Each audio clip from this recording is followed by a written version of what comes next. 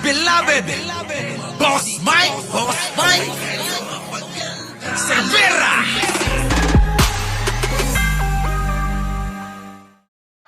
So eto na mga kababayan, umpisa na natin. Para na, pasok. Wala nang iba. Sino pa nga ba?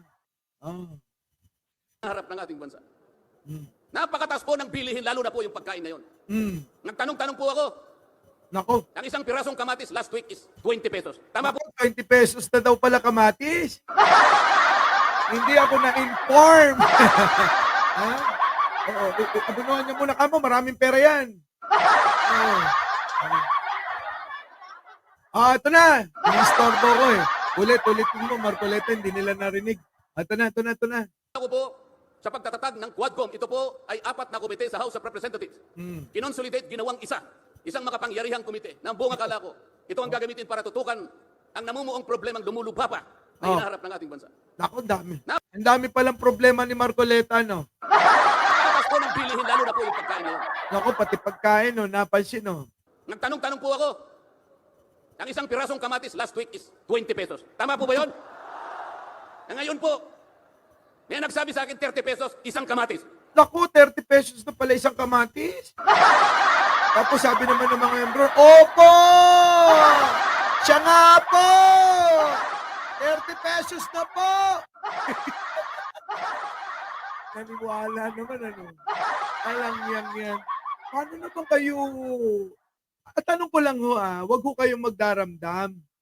Paano naman ho kayo naniniwala na 30 pesos na ho isang kamatis? Paano po yun? Hindi ko po mag-gets. Tanong lang naman tuloy, 30 pesos na daw pala isang kamatis. Ang isang kilong kamatis, 400 pesos. Tama po ba yun? Nako, Ang isang piraso ng sili, ang isang kilo daw, 400 ng kamatis. Isang kamatis. Oo. Ang kamatis daw sa amin 4 ang 10 piso. Sige, tuloy. siling pangsigang ay 10 piso. Yun po yung sinabi sa akin. Ano, yung siling pansigang daw?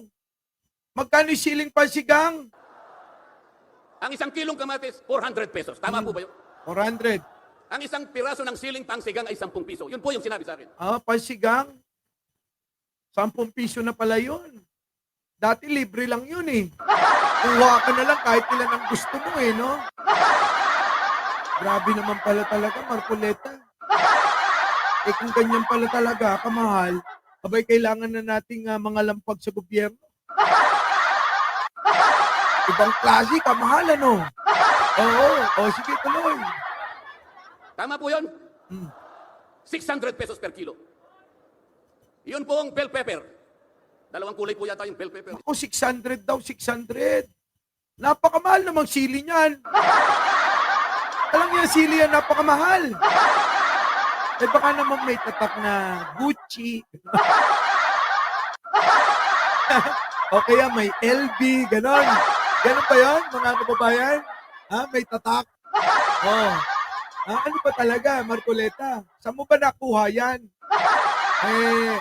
Binabanata mo si Gadon, baka mamaya madiscover namin, Binabanata mo, bobo pala yan si Gadon, Mali ng basa doon sa 40 million, naging 4 million.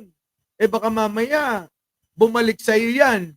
Mali ka pala ng ng source sa pagbibigay ng presyo sa mga bilihin.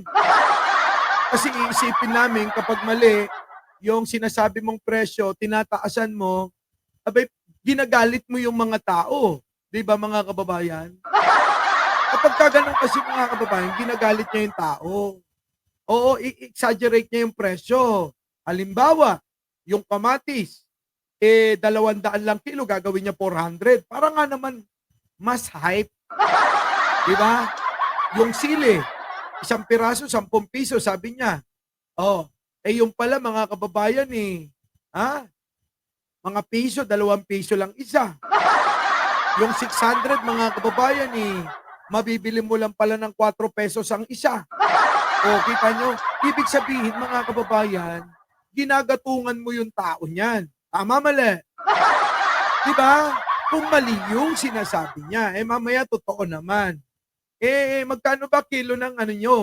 Ng nabanggit niya, kamatis, siling pangsigang, at saka yung bell pepper. Magkano ba sa inyo? Kasi kung mali yan, mga kababayan, panggagatong sa taong bayan. Di ba? Panggagatong yan sa taong bayan eh. Tapos sasabihin mo, pagkakala nyo, wala na ako sa panig ni Pangulong Bongbong Marcos. Kung niloloko mo yung tao, ginagalit mo yung tao, wala ka talaga sa panig ni Pangulong Bongbong Marcos. Dahil ginagalit mo sila eh. Anong pakay mo para galitin yung taong bayan sa pamamagitan ng matataas na presyo? Tama po ba, mga kababayan? Tuloy. Isang berde, isang pula. 45 pesos ang isang piraso. 45 pesos daw isang piraso. Napakamahal namang siling ano yan. Siling pula at berde. Napakamahal na bell pepper niyan, mga kababayan, ha? Putik na yan. Sobra, mga kababayan yun. 1,000 pesos ang isang kilo. 1,000 pesos na pala. 1,000 pesos na daw po ang kilo. Napakamahal. Parang napakahirap na talaga mabuhay sa mundo, ano? Piruin mo yung mga kamatis lang na hindi tayo makakapagpangat niyan. Hindi na tayo makakaluto ng pinangat niyan kung walang kamatis. At walang sili. Oo, pampasarap yun eh. Masarap yung sili, mga kababayan. Kapag kahuyo naluto, no, hanguin nyo yun. Tapos, pisitin nyo sa patis. Oo, di ba? Pinipiga yun sa patis eh. Tapos, kuha kayong konti, lagay nyo pampalasa. Sarap! Di po ba? Wala na tayong ganun. Ngayon, hindi na kayo makakapagmitsyado, minudo, apritada, kasi pansit, kasi kailangan nyo yung bell pepper eh. Malaking bagay yun na pang sahog, mga kababayan. Kung ganun kamahal, wala na. Wala na talaga, napakamahal niyan. Pero mo isang kamatis, 30 pesos. 30 pesos, mga kababayan. Siling berde na panghalo sa sinigang. Pang tinola rin. Abay, 10 piso na isa. Mas maganda nang bumili sa karenderya. Pag bumili kayo sa karenderya, mga kababayan, 35 pesos, meron na kayong gulay, kompleto na. 50 pesos, meron na kayong manok o karne dyan. Diba? Magkano lang gastos? Siguro maganda ipayo ko kay Janangin, huwag ka na magluto. Kasi pag magluto ka, hindi bumabalik yung sukle. Pag humingi ng 1,000, 2 lang kami, biruin ninyo. Feeling ko talaga mahal na yung bilihin eh. 1,000, wala na sukli eh. Walastik na yan. So ngayon, mga kababayan, pagka ganyang kamahal, tulad na sinasabi ni Marcoleta na to, mali talaga. Diba? Mali. Tanong po ako, Ano? ang isang pirasong kamatis last week is 20 pesos. Tama po? Marcoleta, pagka ganyan eh. Marcoleta, dati mataas ang tingin ko sa'yo, akala ko matalino ka. Pero mo, nagsalita ka lang ng nagsalita dyan ng hindi ka sigurado sa sinasabi mo. Mapapahiya ka niyan. Diba? Baka balikan ka ni Gadon, bobo pala yan eh. Diba? Sabi niya, bobo ko, di mas bobo siya. Hindi niya alam yung presyo sa palengke. Diba? Paano yung Marcoleta, di ba tinawag mo yan na bobo? Si Gadon? Diba? Tuloy. Po ba yun?